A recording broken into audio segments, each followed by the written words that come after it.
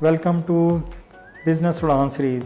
आज की एपिसोड हमारी थोड़ी डिफरेंट इस हवाले से है कि आज हम एक बिज़नेस को नहीं डिस्कस करने जा रहे। आज हम जो बिज़नेस जहाँ से जनरेट होते हैं यानी कि कैरियर काउंसलिंग के हवाले से आज हम बात करेंगे। यूसुफ साहब जो तकरीबन 20 इयर्स का एक्सपीरियंस रखते हैं रिगार्डिंग कैरियर काउंसलिंग और ये हेड हैं और सीईओ हैं एजुविजन के। इनकी एजुविजन की वेबसाइट www.eduvision.edu.pk आप जाके विज़िट करें। पाकिस्तान की नंबर 1 साइट है रिगार्डिंग कैरियर काउंसलिंग, क्योंकि मोस्टली हमारे पाकिस्तान के अंदर ये बहुत ज़्यादा फुकदान है कि लोगों को आइडिया ही नहीं कि आफ्टर एजुकेशन वो किस साइड पे जाएं।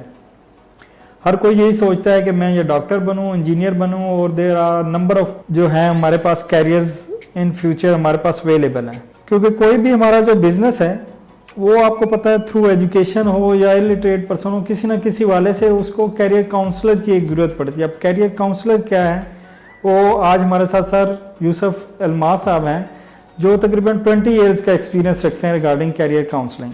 वो नंबर 1 वेबसाइट है जो कि आपको एक कैरियर पाथ के हवाले से बहुत ज़्यादा एक राइट डायरेक्शन देती है और आपका टाइम स्पैन जो आप वेस्ट करते हैं डिफरेंट डिग्रीज के अंदर जो उसको कम कर देती है। तो आज हमारे साथ हैं सर अल्मास साहब। इनकी अपनी ऐप भी है रिगार्डिंग एजुविजन के हवाले से, तो आप उसको यूज़ करें और अपने कैरियर को एक राइट डायरेक्शन दें। तो अब हम चलते हैं सर यूसुफ अल्मास साहब के पास। वो थोड़ा सा हमें इंट्रो दें कि कैसे उन्होंने कैरियर काउंसलिंग स्टार्ट की और क्या क्या उनके 20 इयर्स के दरमियान जो उनके एक्सपीरियंसेस रहे, हम उनसे जानने की कोशिश करते हैं।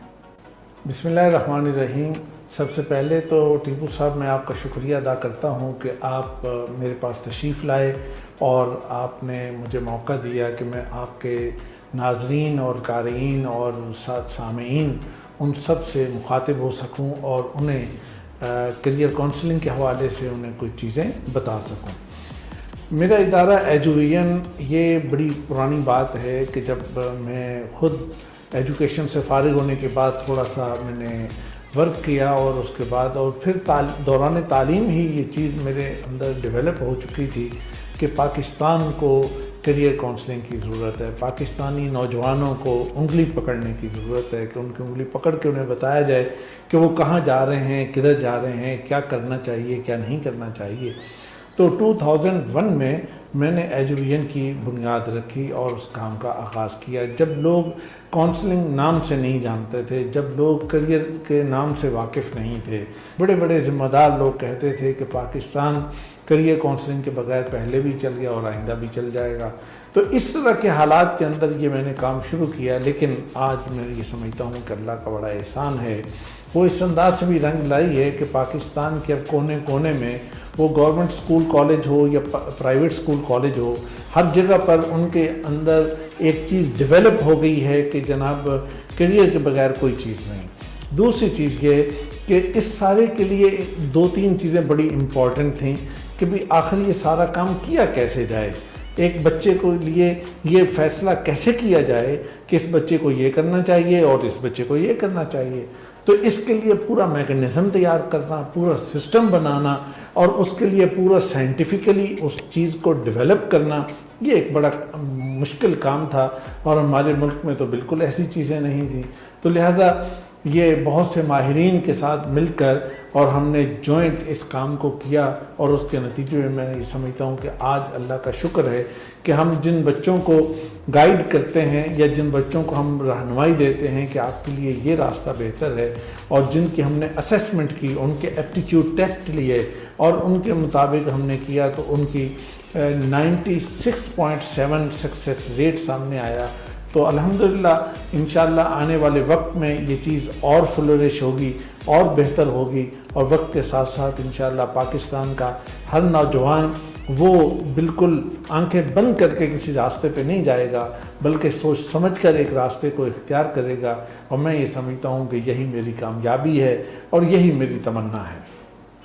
जी बहुत शुक्रिया सर, आपने हमें पूरा डिटेल में बताया कि बेसिकली कैरियर काउंसलिंग है क्या। अब हमारी सोसाइटी के अंदर जो है, मैं जिनको किंग प्रोफेशंस कहता हूँ, एक मेडिकल का और दूसरा इंजीनियर्स का, तो यही क्या प्रोफेशन है या इसके अलावा भी कोई ऐसे प्रोफेशन हैं जो बंदा इन दो के अलावा अपनी लाइफ के अंदर चूज कर सकता है? وہ کون کون سے ہیں، ذرا اس کے اوپر روشنی ڈالیے۔ دیکھیں یہ میڈیکل اور انجینئرنگ والی بات جو ہے نا، یہ تو بس ہم نے سوسائٹی کے اندر ایک ایسا مطلب روایت بن گئی ہے یا ٹرینڈ بن گیا ہے کہ ہر کوئی ڈاکٹر اور انجینئر، اور اس کے علاوہ شاید باقیوں کو روٹی نہیں ملے گی، رزق نہیں ملے گا۔ اللہ تعالیٰ نے کہا کہ ڈاکٹروں کو اور انجینئرز کو میں اچھا رزق دوں گا اور باقی کسی کو رزق نہیں دوں گا۔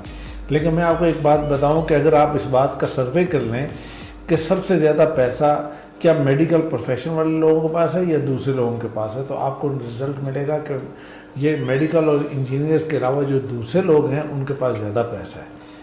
یا اگر آپ شہرت کی، پاپولیرٹی کی بھی بات کریں تو وہ بھی دوسروں کے پاس زیادہ ہوتی ہے۔ آپ یہاں پہ میں آپ کو ایک گارنٹی سے بات کہتا ہوں کہ پاکستان کے سب سے بڑے ڈاکٹر کا نام لے لیں اور پاکستان کے کسی گلی محلے میں جا کے کوئی 2 4 5 10 بچوں سے پوچھیں، بڑوں سے پوچھیں، کوئی بھی نہیں جانتا ہوگا۔ لیکن اگر آپ پاکستان کے کسی سوشل سائنٹسٹ یا جسے ہم آرٹس کہتے ہیں اس کو پڑھنے والے کا کسی کا نام لیں اور کسی بڑے آدمی کا نام لیں تو یقیناً بچے وہاں پہ جانتے ہوں گے، چیف جسٹس کو جانتے ہوں گے، آرمی چیف کو جانتے ہوں گے، پی ایم کو جانتے ہوں گے، سی ایم کو جانتے ہوں گے، منسٹرز کو جانتے ہوں گے، بیوروکریٹس میں سے بہت سارے ایسے لوگ ہوں گے جن کو لوگ جانتے ہوں گے، اور یہ وہ فیلڈ ہوتے ہیں۔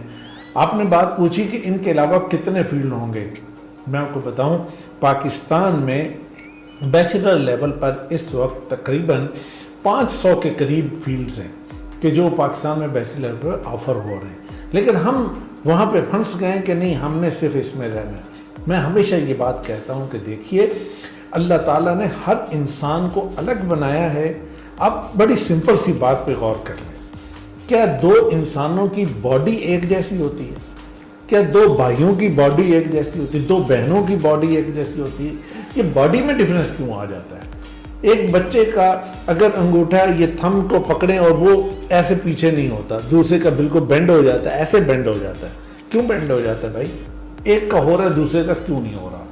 شیر کو اگر آپ دیکھیں تو وہ جنگل کے اندر بادشاہ بھی ہے، شکار بھی ہے۔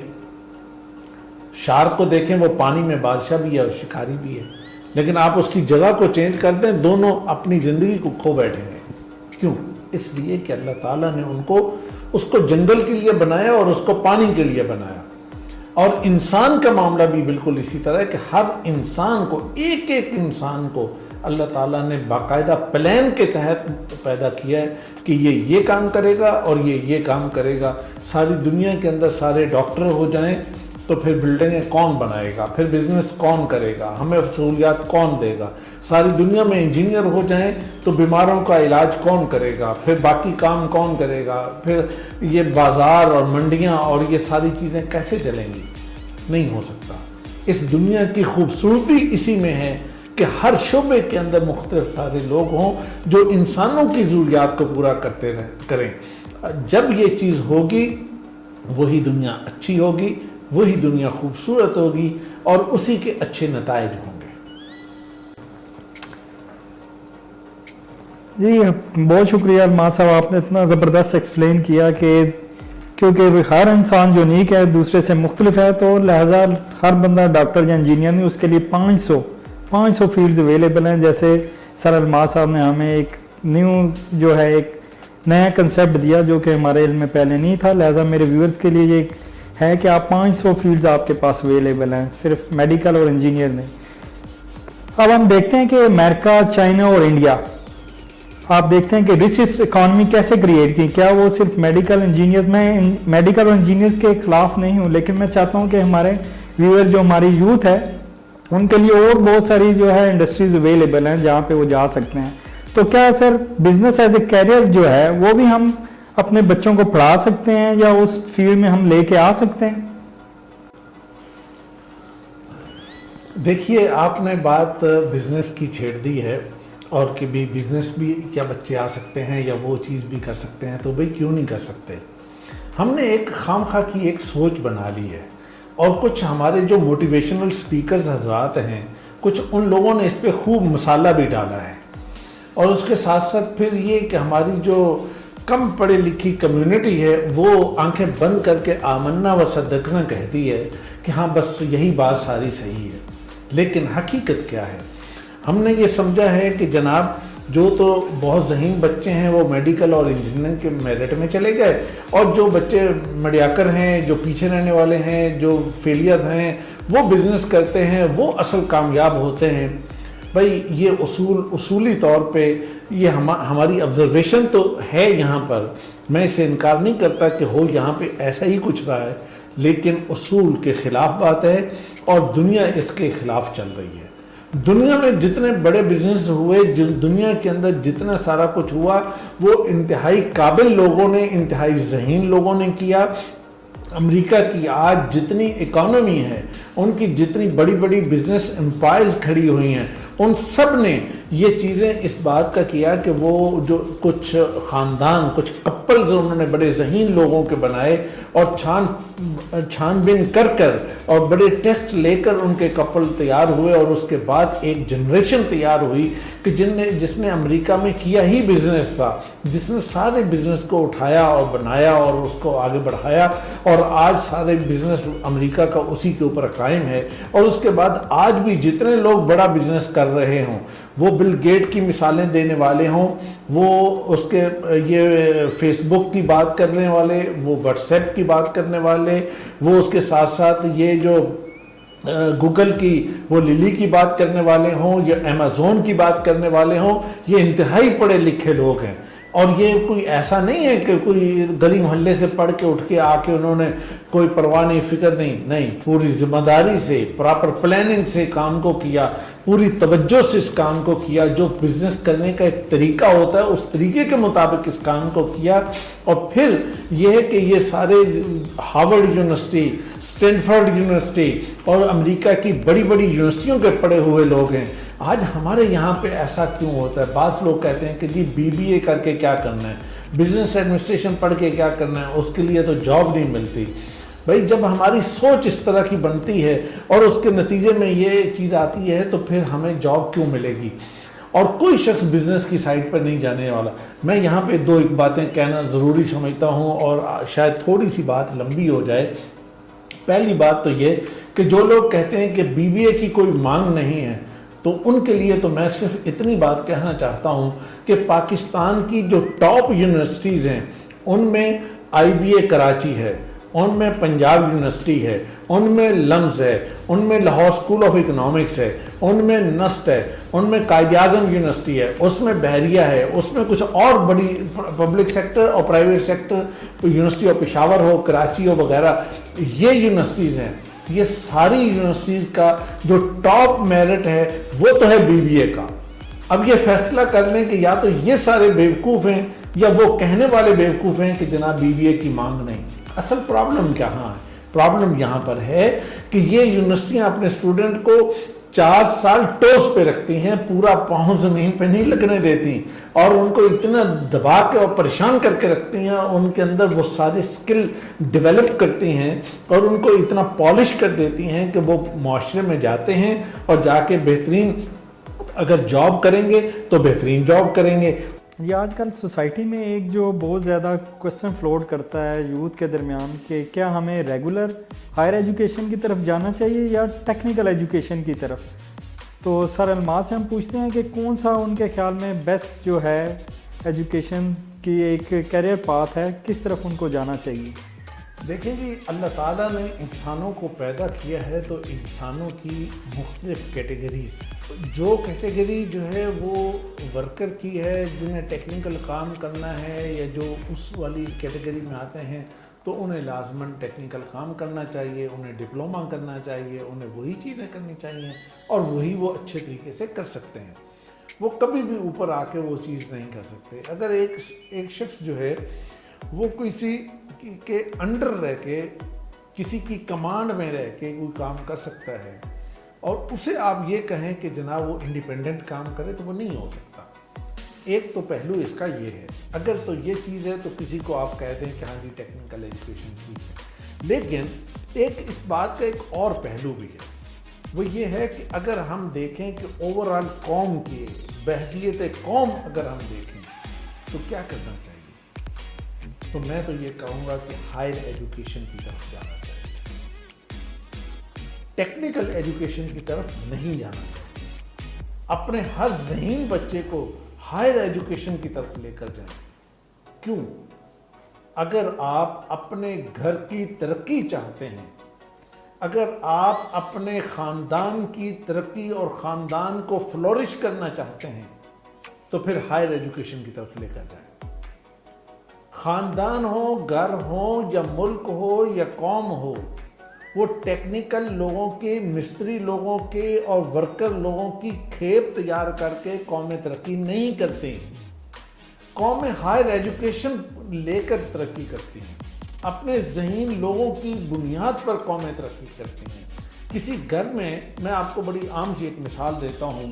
فرض کیا ایک گھر کے اندر 2 بھائی ہیں، 3 بھائی ہیں، 4 بھائی ہیں، 2 بہنیں ہیں، 3 بہنیں ہیں. ایک کو آپ نے کہا کہ جی اچھا ڈی اے ای کروانا ہے، آپ اسے ڈی اے ای کروا دیں. دوسرے کو ڈی اے ای کروا دیں. تیسرے کو ڈی اے، میں ریئل ایگزامپل آپ کو دے رہا ہوں. تینوں کو آپ ڈی اے ای آپ کروا دیں اور اس کے بعد پوری زندگی وہ ڈی اے ای کرنے والے میکسیمم کیا حاصل کر لیں گے؟ میکسیمم کیا حاصل کر لیں گے؟ کچھ بھی. کس لیول تک جا سکتے ہیں؟ پریکٹیکلی کیا ہوگا کہ وہ خاندان، وہ گھر ایک خاص لیول سے اوپر کبھی بھی نہیں نکل پائے گا. لیکن اگر آپ ان میں سے 1 یا 2 کو بھی اگر آپ ہائر ایجوکیشن میں لے جاتے ہیں، گریجویشن کرواتے ہیں، ماسٹر کرواتے ہیں، کوئی اور اچھی جگہ سے مشکل حالات برداشت کر کے ان کو اچھی تعلیم دلواتے ہیں، بہتر ادارے سے دلواتے ہیں، اس پہ کمپرومائز نہیں کرواتے، اس کا رزلٹ کیا ہوگا؟ اس بندے کی اپروچ چینج ہو جائے گی، سوچ بدل جائے گی اور وہ اپنے گھر کو اٹھا لے گا اور پورے خاندان کو وہ بدلنا چاہے گا، پورے خاندان کو چینج کر دے گا. لیکن اگر آپ وہی کریں گے تو پھر اس سے نہیں ہوگا. لہذا پہلی بات تو یہ کہ اگر گھر، خاندان، ملک، قوم کی ترقی چاہیے تو ہائر ایجوکیشن.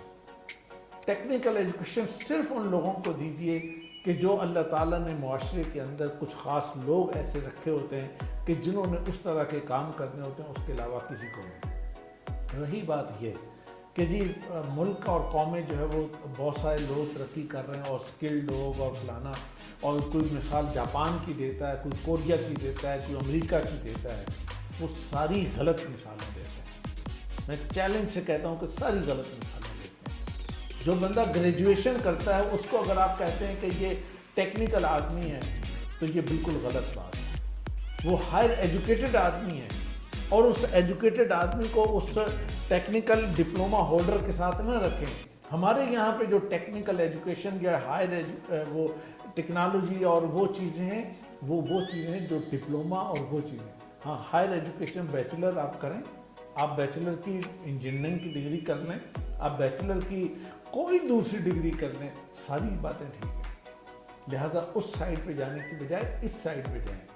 یہ راستہ ذرا مشکل ہے، اس میں پیسہ بھی لگتا ہے، اس میں جلدی سے ریٹرن بھی نہیں آتا، اس میں فوری مزدوری بھی نہیں ہوتی، اس میں تو محنت کرنی پڑتی ہے. اچھا پھر اس میں یہ ایک اور المیہ بھی ہے کہ ہمارے یہاں پہ تعلیمی اداروں کے بڑے لیئرز ہیں، ان کے لیولز ہیں، چھوٹے چھوٹے کئی طرح کے. اگر اچھے ادارے سے آپ پڑھتے ہیں تو اس کے نتیجے میں انٹائرلی ایک ڈفرینٹ چیز سامنے آتی ہے، اور اگر آپ کسی میڈیم سے ہوتی ہیں تو اس کی ایک ڈفرینٹ پروڈکٹ ہوگی، اور اگر بالکل آپ اس طرح کے ادارے میں جا کے پڑھتے ہیں اس کی ڈگری تو اس کی بھی مل جائے گی، لیکن یہ کہ پروڈکٹ بالکل ہی اور طرح کی ہوگی. اس لیے میں یہ بات کہتا ہوں کہ یہ چیز ہر فرد کو، خاندان کے ہر خاندان کے سربراہ کو سوچنا چاہیے کہ اگر مجھے اپنے خاندان کو بہتر کرنا ہے، آگے بڑھانا ہے، کوئی چیز کرنی ہے، تو مجھے اپنے بچوں کی بہترین تربیت اور بہترین تعلیم اور ریگولر ایجوکیشن کی طرف لے کے جانا چاہیے. تب میرا خاندان بڑا بہتر ہوگا اور یہ ملک اور قوم ترقی کرے گا. جی اینڈ پہ ہم سر یوسف الماس صاحب کا بہت شکریہ ادا کرتے ہیں جنہوں نے ہمیں اپنا ایک قیمتی وقت میں سے تھوڑا سا ٹائم دیا، اور ہمارے لیے یہ جو ایپیسوڈ ہے اسپیشلی اتنی زبردست رہی کیونکہ اسپیشلی یوتھ کے لیے ایک کیریئر پاس سلیکٹ کرنے کے لیے اندر کتنا زیادہ ان کو گائیڈ لائن مل سکتی تھی وہ ہم نے کوشش کی. اور اگر آپ کے مزید کیوریز ہیں آپ ایجوویژن سر یوسف الماس سے کانٹیکٹ کر سکتے ہیں. ہم ان کا نمبر بھی نیچے آپ کو دے رہے ہیں. باقی جو بھی آپ کو ریکوائرمنٹ ہو, کوئی کیوریز ہوں, وہ آپ ان سے ڈائریکٹلی کانٹیکٹ کر سکتے ہیں. تو اینڈ پہ آپ کا بہت شکریہ. اگر آپ کو میری یہ ایپیسوڈ پسند آئی ہو تو میرے چینل کو لائک کریں, شیئر کریں اور سبسکرائب کریں. Thank you very much.